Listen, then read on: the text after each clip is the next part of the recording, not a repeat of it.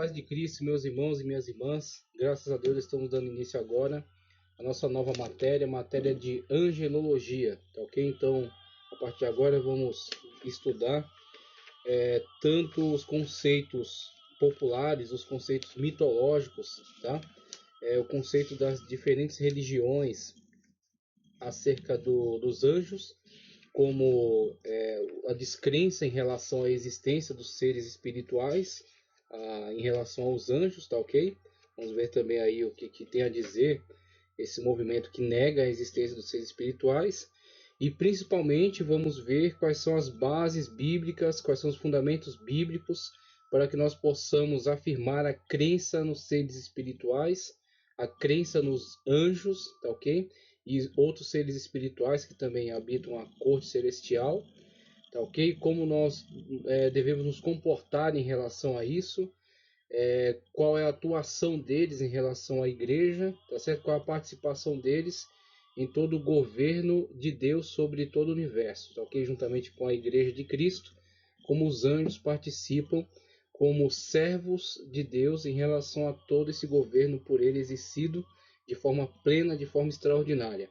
Então vamos dar início aqui, tratando acerca de um texto que fala sobre o interesse atual nos anjos, seguindo para os anjos da mitologia, tá ok? Os anjos nas religiões, e depois vamos seguindo aí com a nossa matéria, explicando um pouco mais aí acerca dos anjos e vendo também fundamentos bíblicos acerca deles, tá ok?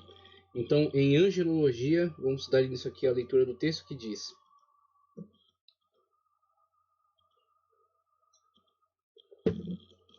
hoje em dia, o interesse das pessoas pelos anjos, até mesmo nos círculos evangélicos, parece ser algo quase irracional.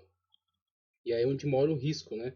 Quando as pessoas levadas por emoções, levadas por fantasias, por visões, as pessoas levadas por achismos, não analisando a fundo os textos referenciais, como os textos esclarecem acerca do tema, mas apenas a partir do seu ponto de vista, elas vão tentando relacionar-se com o tema, tentando manifestar opiniões sobre aquilo para o qual ela não estudou, é onde surgem diversas distorções. E assim nós temos muitos evangélicos até relacionando-se quase que de forma pagã com o tema dos anjos, supervalorizando-os, tá ok? E dirigindo mesmo o seu culto quase que à figura do anjo, em vez de centralizar o culto na pessoa bendita do Senhor Jesus Cristo.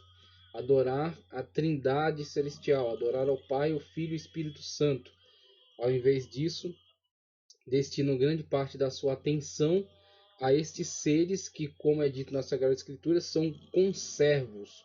Ou seja, nós somos servos e eles também servem a Deus junto conosco, mas todos nós submetidos à vontade soberana de Deus. Todavia, alguns têm supervalorizado, têm dado muita atenção a estes seres celestiais. E aí vemos que isso causa grandes prejuízos, isso é uma grande distorção, um grande erro, é uma ignorância bíblico-teológica, tá ok?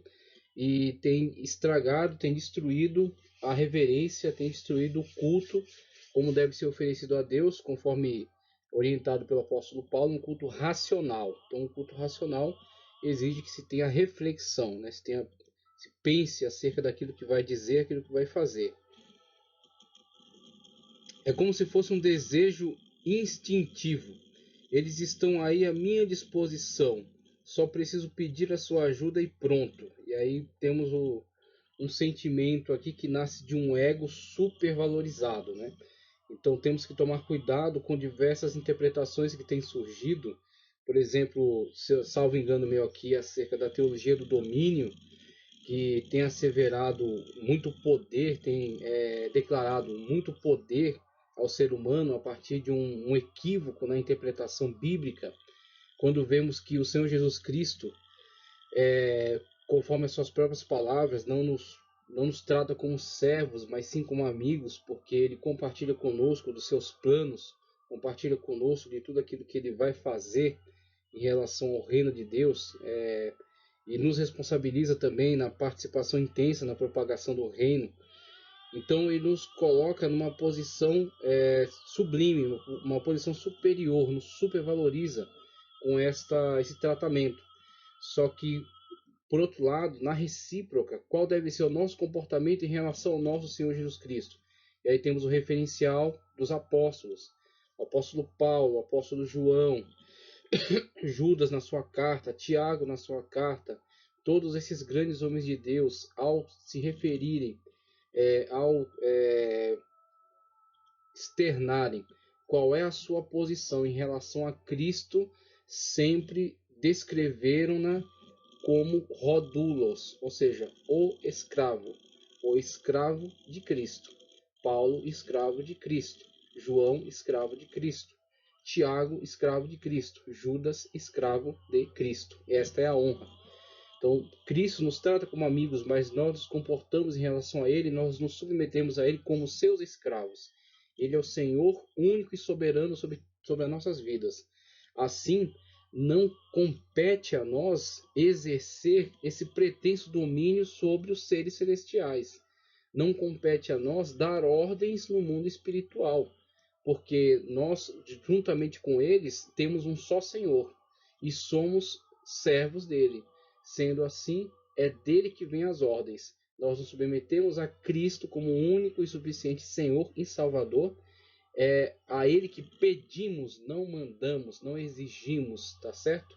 Esse tipo de posicionamento tem sido um posicionamento herético. Esse posicionamento, essa ilusão de poder, onde uma pessoa pensa que pode exigir algo de Deus, pode colocar Deus contra a parede. Isso é patético, isso é ridículo, isso é herético, tá ok? Então, quando algumas pessoas se levantam para dizer que elas administram o trabalho dos anjos, elas estão de uma forma ridícula tentando se colocar num lugar que pertence só a Deus. É Ele que governa sobre todos os seres espirituais, é Ele que governa sobre todo o cosmos, tá certo? Sobre todo o universo.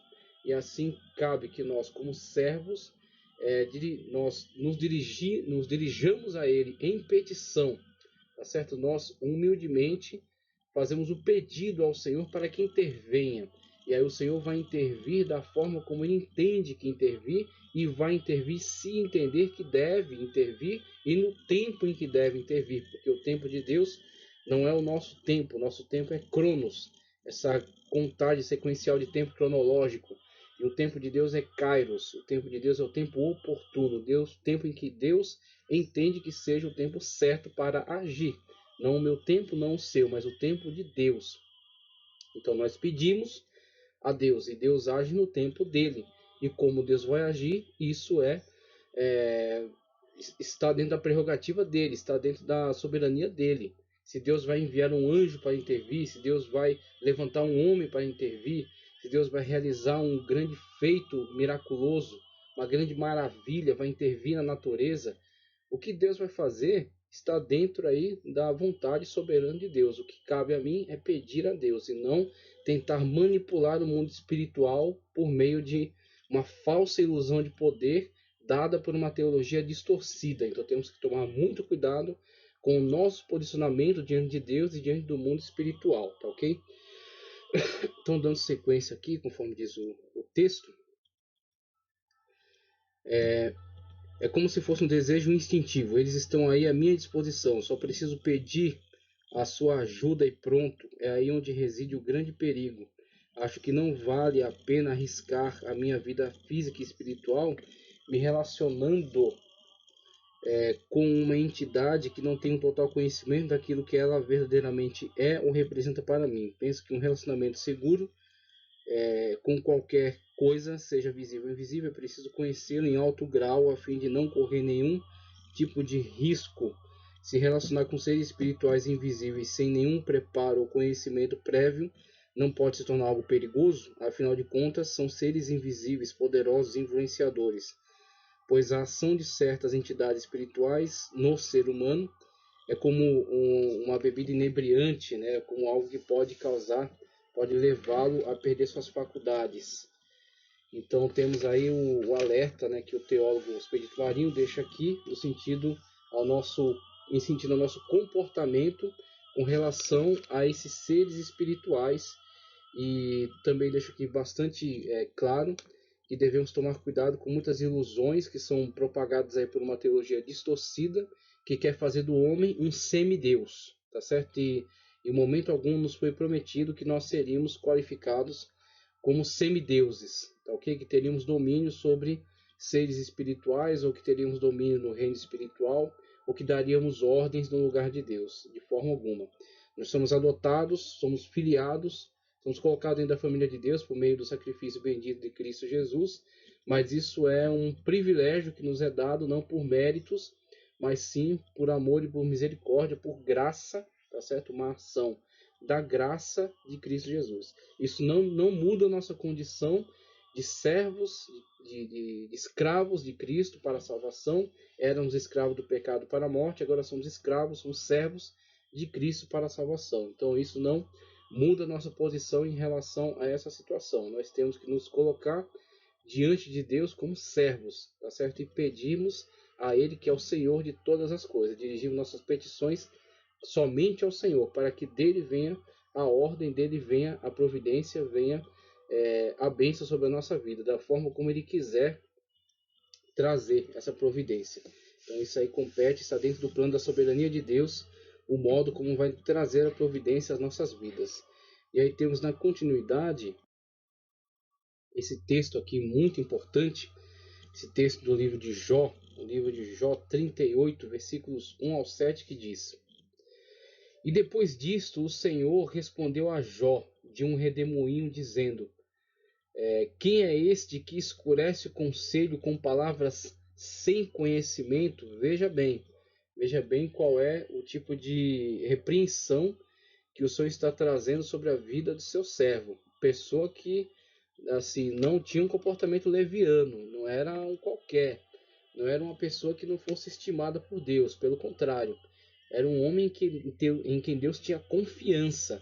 Todavia, um homem que estava passando por experiências intensas, experiências tremendas e maravilhosas, e que saiu delas depois de muito sofrimento, muita dor, mas saiu muito melhor, foi aperfeiçoado, tá certo? Teve seu relacionamento espiritual muito evoluído depois dessa experiência, que mesmo que dolorida, mesmo que muito aflitiva, mas trouxe muitos benefícios para ele. Só que nesse momento vemos Jó ser confrontado, Deus está confrontando Jó com essas interrogações, mostrando para ele qual é o seu lugar, mostrando para ele que diante de todo um universo criado, ele é apenas um pequeno fragmento. E Deus só lhe dá atenção por causa do seu intenso amor e misericórdia pelo homem, mas que Jó em si mesmo é apenas um pequeno fragmento dentro de um grande universo. Então veja, quem é este que escurece o conselho com palavras sem conhecimento? Agora cinge os teus ombros, prepara-te, né? Como que alguém que convida alguém para uma disputa, amarrar os cintos em volta da roupa, ela está pronto para alguma situação imprevista. Como homem, e perguntar-te-ei, e tu me ensinarás. Agora Deus propõe que Jó então tome a cátedra, né, como professor. Você acha que entende alguma coisa? Você acha que pode questionar Deus? Então, agora me explique acerca disso que eu vou lhe perguntar. Onde estavas tu quando eu fundava a terra? Né? A primeira pergunta que já arrebenta Jó no meio. Né? Onde estavas tu quando eu fundava a terra? Não para que Jó se visse humilhado ou contristado, mas para que Jó tivesse a real noção de qual é a sua posição diante de Deus. E para que Jó, uma vez conscientizado dessa situação, pudesse evoluir na sua comunhão com Deus, entender a grandeza de Deus. Deus, para mostrar muitas vezes a sua grandeza, nos conscientiza do nosso pequeno tamanho, da nossa pequenez. E aí nós nos livramos dessa ilusão de poder, essa ilusão de grandeza, e entendemos qual é a nossa posição diante de Deus e qual é o tamanho do amor de Deus em relação a nós. Que mesmo sendo tão insignificantes, somos amados por Deus, né, e somos alvo da graça, da misericórdia, né, somos alvo do cuidado de Deus. Faze-mo saber se tens inteligência. Quem lhe pôs as medidas, se é que o sabes, ou quem estendeu sobre ela o cordel, as medidas da constituição, né, do universo, do mundo no qual Jó habita, né, as medidas desse mundo, como foram formados, né, como foram estabelecidos, sobre que estão fundadas as suas bases. E aí perguntar para um homem desta época que não tinha, estava muito distante de toda a evolução científica, né, que pode aí trazer pelo menos alguma elucidação, não uma explicação definitiva, mas pelo menos algumas observações úteis, né, sobre magnetismo, né, sobre como os astros se comportam. Então, Jó estava sendo exposto aí diante das suas limitações. Ou quem assentou a sua pedra de esquina, quando as estrelas da alva juntas alegremente cantavam e todos os filhos de Deus jubilavam. E eu achei interessante essa citação, e por isso que coloquei esse texto aí, para nos trazer já de início essa noção entre os mundos criados, o mundo espiritual e o mundo físico. O mundo físico no qual habitamos, no qual estamos, né? As nossas limitações de tempo e de espaço. E o mundo a partir do qual tentamos estudar acerca de questões espirituais. E eu trouxe esse texto logo no início para que nós possamos ter a exata compreensão de que o nosso estudo acerca de angelologia, nosso estudo acerca de Deus, nosso estudo acerca do Senhor Jesus Cristo, nosso estudo acerca do Espírito Santo de Deus, eles necessariamente têm que encarar essa perspectiva da limitação. Nós estamos dentro do nosso âmbito físico, humano, limitado. Então, como poderemos estudar de uma forma especializada, de uma forma aprofundada acerca de coisas que estão no mundo espiritual? Então, logicamente, nosso estudo ele terá certas limitações. E é isso que eu estou querendo trazer aqui. Da mesma forma como Deus conscientizou Jó de que haviam mundos antes de que ele mesmo pudesse vir a existir, antes de que ele existisse, tá certo? Antes de que o seu ancestral existisse, né? Adão fosse criado do pó da terra e soprado nele, nas suas narinas, o fôlego de vida. Antes da existência desse Adão, antes da existência do mundo no qual Adão foi criado, haviam mundos espirituais, dos quais as estrelas da alva alegremente cantavam, todos os filhos de Deus rejubilavam. Quando essa família estava plenamente constituída e Deus os governava, ok? Antes mesmo, até como posso inferir aí do texto, antes da queda da terça parte das estrelas do céu, conforme diz em Apocalipse, o dragão que com a sua cauda arrastou a terça parte das estrelas do céu, antes da rebelião do querubim ungido, tá certo? Texto que eu posso inferir de Ezequiel, da profecia de Ezequiel, acerca do rei de Tiro, mas que é uma profecia de duplo sentido, tá ok? Que posso inferir também do livro do profeta Isaías, aquele que disse que iria até o alto monte estabelecer seu trono acima do Altíssimo, e que de lá foi lançado. Nós vemos aí o eco disso em Cristo, no Evangelho, quando diz que viu o diabo cair do céu como um raio. Então, antes desses eventos, vemos aí as estrelas que juntas cantavam, todos os filhos de Deus rejubilavam. E este é um mundo que nos é anterior. É um mundo que nos é anterior. E que temos algumas revelações acerca dele, alguns insights apenas em alguns pequenos textos, em alguns poucos textos. E muitas das vezes, quando o texto bíblico fala acerca de anjo, muitas das vezes fala de forma indireta, porque o objetivo não é o anjo. O objetivo é a mensagem que o anjo comunicará. O objetivo é aquilo que Deus entregou para que ele fizesse, a obra que ele veio realizar. Ou uma mensagem a entregar, ou um juízo a fazer, como quando um anjo foi enviado para matar 185 mil soldados dos assírios que estavam cercando o reino de Judá, e que Senaqueribe entendia que já era algo entregue nas mãos dele, que nem Deus poderia arrancar dele esta vitória. Então Deus mostra que apenas um anjo deu conta de todo aquele exército, toda aquela multidão de pessoas. Então temos aí alguns insights, apenas algumas pequenas imagens acerca desse ser que estamos tentando analisar. Então o que vamos fazer? Dar alguns pareceres sobre o que a cultura geral tem falado acerca de anjo, tá certo? Apenas para que estejamos inteirados disso aí, mas principalmente trazer os referenciais bíblicos e nos manter dentro dos seus limites, tá certo? Não especular tanto. Existe uma falha muito grave, existe um perigo muito grande quando se dá asas à especulação. Inclusive um texto que eu já li em outras aulas aqui acerca daquilo que João Calvino fala desse perigo de muito especular. Então nós temos que nos manter dentro dos moldes, dos limites daquilo que nos é revelado dentro da Sagrada Escritura, tá ok? Então vamos caminhar mais adiante, vendo aqui algumas definições. Então vamos primeiro partir de um conceito de anjo de uma forma mais ampla, mais geral, tá certo? Não tão vinculado ao texto bíblico. Por isso que eu estou trazendo aqui essa nota do Dicionário de Filosofia de Nicola Abiganano, na página 65, o verbete anjos, que diz: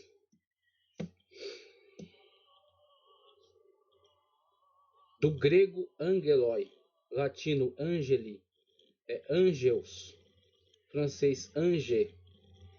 E aí temos, assim foram chamados pela teologia cristã as criaturas incorpóreas que servem de intermediárias entre Deus e as criaturas corpóreas. O que já podemos comparar daqui? Vemos na visão, vamos colocar assim, geral, na visão pagã, acerca desses seres espirituais, dos anjos, nós temos principalmente a questão da intermediação entre Deus e o homem, ou entre os deuses e os homens, tá ok? Feita por essa entidade, feita pelos anjos, por esses seres espirituais, em algumas religiões tidos como semideuses, em outros conceitos tidos como emanações, como aeons, tá certo? Então, essa questão da intermediação é muito ressaltada nessa cultura geral. No conceito bíblico, nós temos que fazer uma diferenciação, porque Cristo é o mediador entre Deus e o homem, entre Deus, tá certo? O Senhor, o único Deus, e o homem, o ser humano, a humanidade num conceito geral. E o Cristo é o seu mediador, então a forma de chegar a Deus é através de Cristo, tá certo? Ele é a ponte, ele é aquele que faz a ligação. Agora, de fato, os anjos, eles trabalham em prol da igreja, os anjos trabalham em prol do povo de Deus, os anjos acampam ao redor daquele que os teme e os livra, tá certo?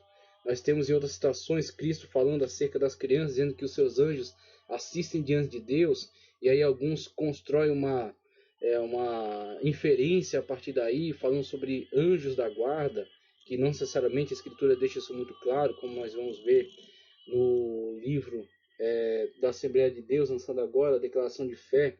Vemos que eles têm esse cuidado de dizer que isso não está muito claro que todos têm o anjo da guarda, mas que estes anjos atribuídos, esses anjos que estão responsabilizados por este grupo de pessoas, assistem diante de Deus. Então, temos que fazer algumas diferenciações, dentre elas esta, tá certo? Que essa intermediação, o que os povos veem de uma forma muito mais asseverada, que de fato eles fazem a ponte entre os deuses e os homens, tá certo? Na questão do conceito bíblico, nós temos que fazer essa diferenciação que o intermediador é Cristo.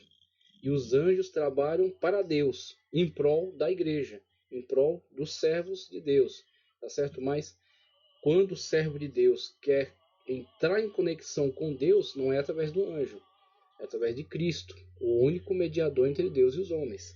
Então, só para deixar claro aí essa questão, que serve de intermediários entre Deus e as criaturas corpóreas, admitidas pelo neoplatonismo, veja Deus também, no verbete Deus, né? A fonte da angelologia, tá certo? E não é angeologia. Angeologia é uma área da medicina, eu não vou nem entrar nela aí, que não é minha área, mas é um estudo dentro dos estudos médicos, tá? Isso é angeologia. Angelologia, ela tem sua origem em angelos. A gente vai ver daqui a pouco os termos. Malar para o hebraico, angelos para o grego.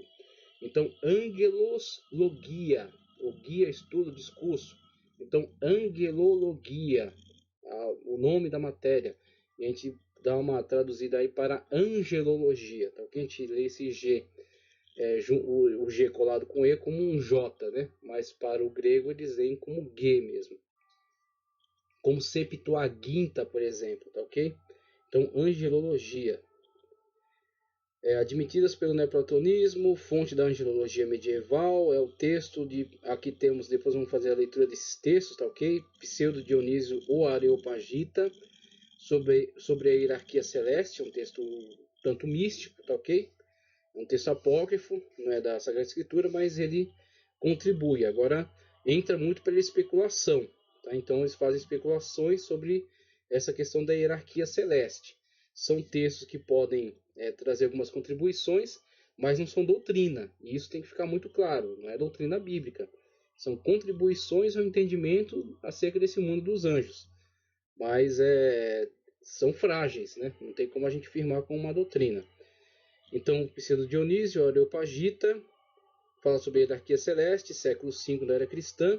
Não somente ele, mas a gente vai ver também Cirilo de Jerusalém, trata acerca dessa questão da hierarquia celeste, e ele vamos dizer assim, ratificado por Gregório Magno, que ratifica esse conceito da hierarquia celeste dentro do cristianismo antigo.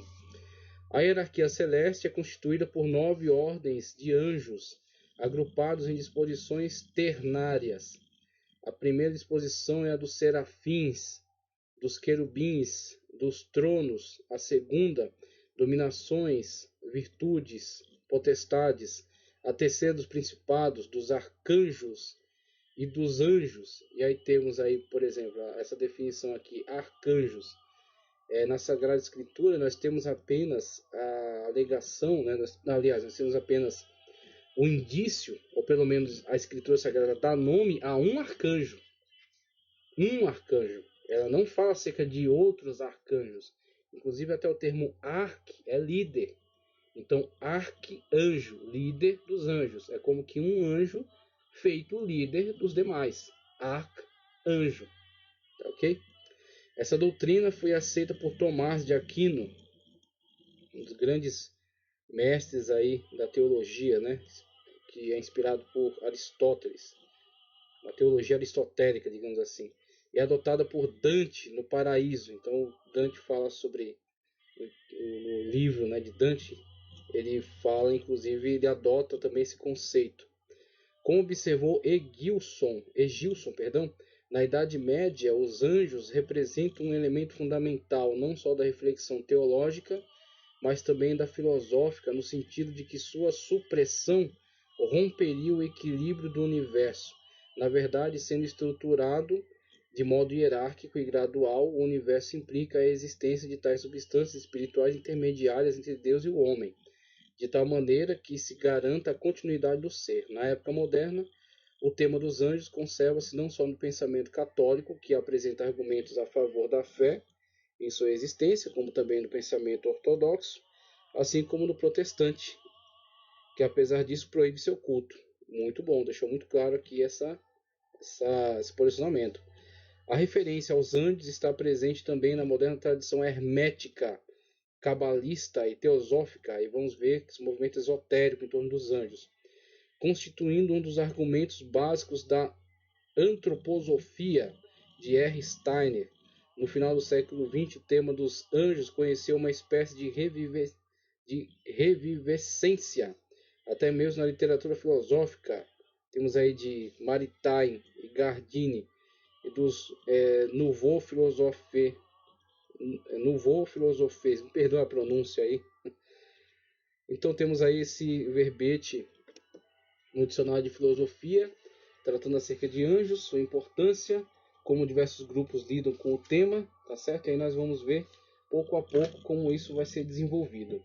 Outro referencial que eu vou trazer aqui para vocês é o Corpus Hermeticum, e agora dentro aí do misticismo grego, né? Acerca do hermetismo. E aí temos aí muito disso aí, elementos gnósticos, né? Muitos elementos gnósticos envolvidos aí na questão dessa tradição, tá ok? Eu vou fazer a leitura do livro chamado Corpus Hermeticum, na página 92. E também vou ler esse texto extraído aí da Wikipedia, né? Falando sobre o daimon, uma grande confusão que existe em torno desse termo, daimon, tá certo? O daimon traduzido para demônio, mas dentro do conceito grego de daimon, o conceito antigo atribuído pela pelos pensadores gregos em relação a isso. Então temos que entender o que eles entendiam por daimon, tá ok? Para não cair nesse, vamos dizer assim, nesse erro de, eu esqueci o nome agora, que é dado, mas é como que um erro histórico, tá ok? Julgarmos estes pensadores conforme a nossa época, tá ok? Então temos que tomar cuidado para entendermos o que significava na época deles, qual o conceito que eles estão dando ao daimon. Não simplesmente pegar do nosso conceito e julgá-los julgá-los naquilo que eles dizem acerca de daimon a partir do nosso conceito. Temos que tomar esse anacronismo, temos que tomar cuidado para não cometer esse anacronismo de julgá-los de acordo com o nosso conceito, entender o que eles queriam dizer com esse daimon. Então, começando aqui a leitura na página 92, Hermes Trismegistus, que diz: por outro lado, aqueles daimons que perseveram na qualidade de seus gêneros são chamados daimons amigos dos homens. O mesmo sucede relativamente aos homens. Esses cobrem, na verdade, um campo maior, pois os indivíduos humanos são diversos e de mais de um caráter, provenientes do alto, do lugar onde tiveram comércio com o gênero de que se falou. Contrairiam muitas ligações com todos os outros gêneros e com o maior número deles por necessidade. Este homem se aproxima dos deuses que, graças ao espírito que o aparenta aos deuses, tá? Está falando do daimon, uniu-se a eles por uma religião inspirada do céu. Este outro se aproxima dos daimons por ter se unido a eles. Aqueles permanecem simplesmente homens, contentes que estão com a posição intermediária de seu gênero, e todos os seres de gênero humano assemelhar-se-ão ao gênero do qual tenham frequentado os indivíduos. Assim, é uma grande maravilha que o homem, um vivente digno de adoração e honra, pois passa a possuir a natureza de um deus, como se fosse um deus. Possui familiaridade com o gênero dos daimons, sabendo que possuem a mesma origem. Despreza essa parte da sua natureza que é apenas humana, pois depositou sua esperança na divindade da outra parte. De que mistura privilegiada é feita a natureza humana, unido aos deuses, pelo que possui de divino e que o aparenta a eles, a parte de seu ser que o faz terrestre despreza em si mesmo todos os outros viventes aos quais se sabe ligado em virtude do plano celeste, prende-se-lhes por um laço de amor e eleva seus olhares para os céus. Tal é então sua posição privilegiada de intermediário que ama os seres que lhe são inferiores, como é amado por aqueles que o dominam. Cuida da terra, mistura seus elementos pela velocidade de seus pensamentos, pela ponte do espírito, atira-se nos abismos do mar. Tudo lhe é acessível, o céu não lhe parece muito alto, pois mede-o como próximo graças à sua engenhosidade. O olhar de seu espírito dirige, nenhuma miragem ofusca, a terra nunca é tão compacta que consiga impedir seu trabalho. A imensidão das profundidades marinhas não obscurecem a sua visão que mergulha. É ao mesmo tempo as coisas e está em toda a parte. Então, essa leitura breve aí de Hermes Trismegistus, vemos aí de uma forma bastante resumida como lidavam, né, com esses sentimentos aí, esses que estavam ligados a este misticismo, este hermetismo, né, esse tipo de confissão religiosa muito alimentada pelo gnosticismo da época, né? Esse gnosticismo que fez uma fusão, a gente vai ver daqui a pouquinho um pouco mais sobre isso, essa fusão entre filosofia e religiões orientais, tá? O conceito de religiões orientais. Então temos aí desta fusão uma filosofia muito mais mística, uma filosofia voltada para um tipo de conhecimento que pode elevar o homem, pode fazer com que o homem ascenda até níveis da divindade. Então é aí onde entra o daimon.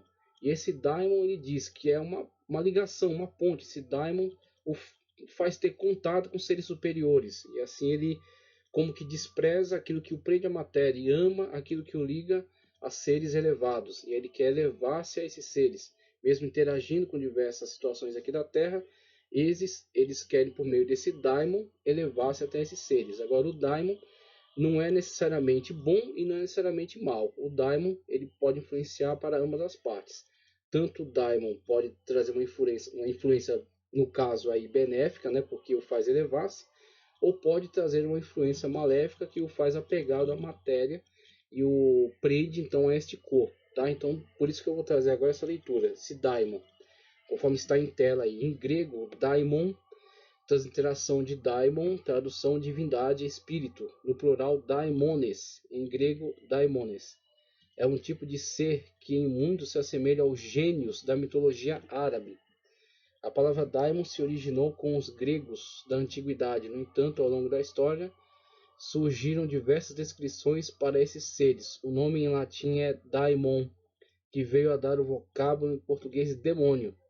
São deuses de determinadas entidades da natureza humana, como a loucura, a ira, a tristeza, etc.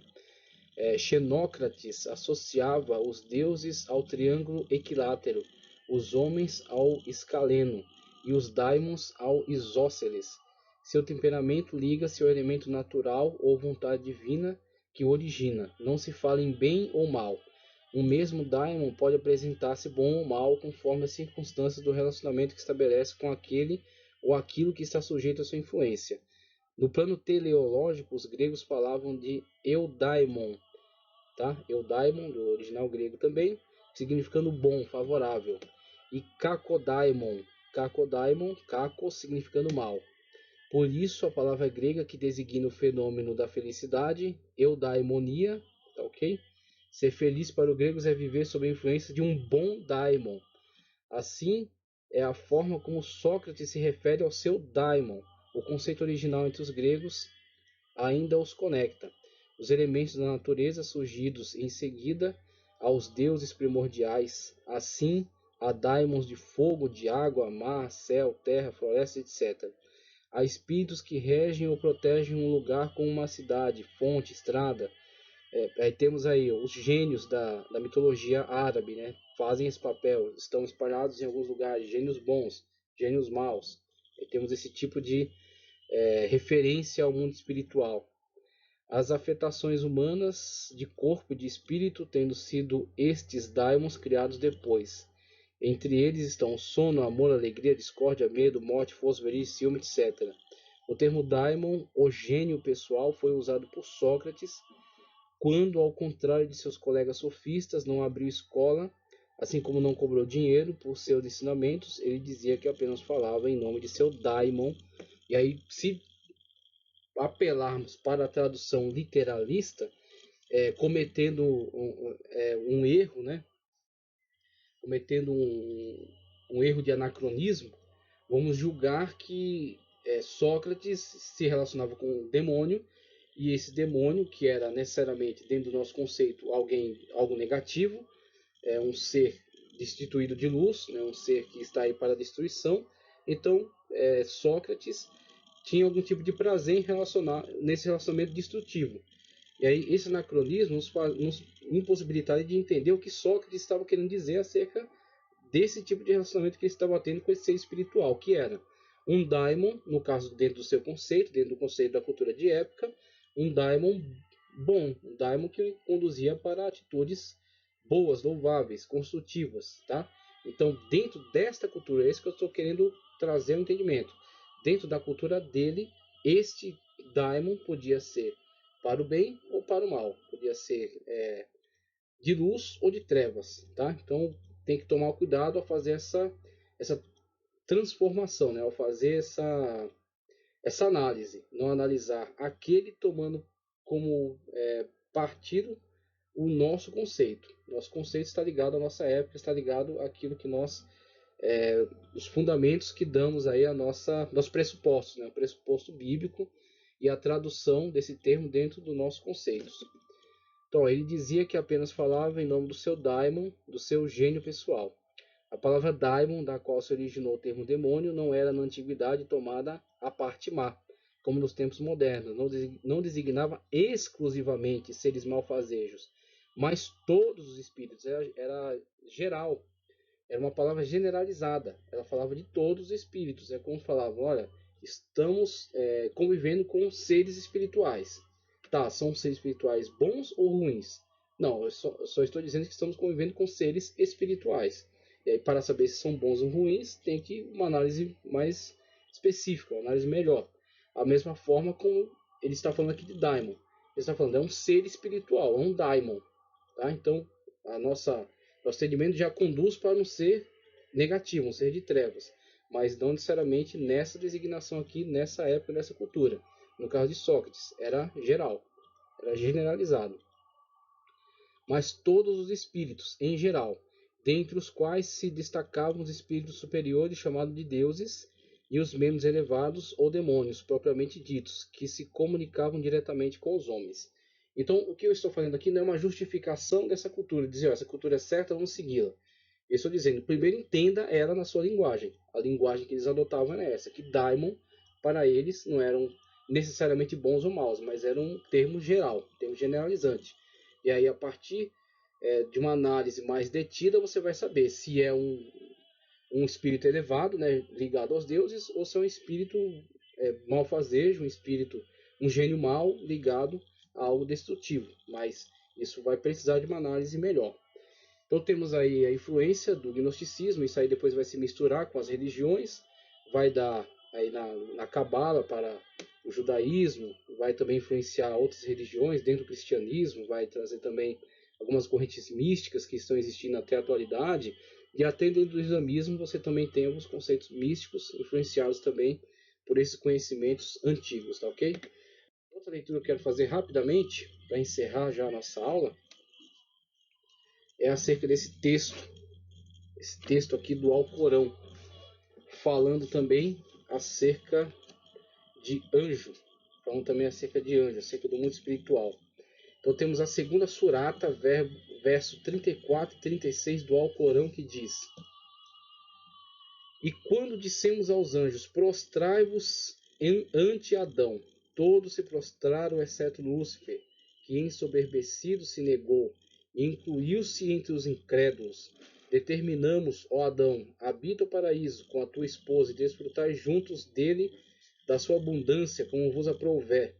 Porém não vos aproximeis desta árvore, porque vos contareis entre os injustos. Todavia Satã o seduziu, fazendo com que saísse do estado de felicidade em que se encontravam. Então dissemos, descei, sereis inimigos uns dos outros, e na terra tereis residência, e gozo por um determinado tempo. É somente esse texto, somente para mostrar que o Alcorão também se relaciona com essa crença, né, nos seres espirituais, essa crença em anjos, e a base cultural do Alcorão fica muito clara, é o judaísmo, né, o Pentateuco, né, a Torá, os textos de Gênesis, que são também patrimônio do cristianismo. Né? Então, inclusive o cristianismo é muito chamado de tradição judaico-cristã, porque é uma linha de continuidade, né, desde o Antigo Testamento e o Novo Testamento agora.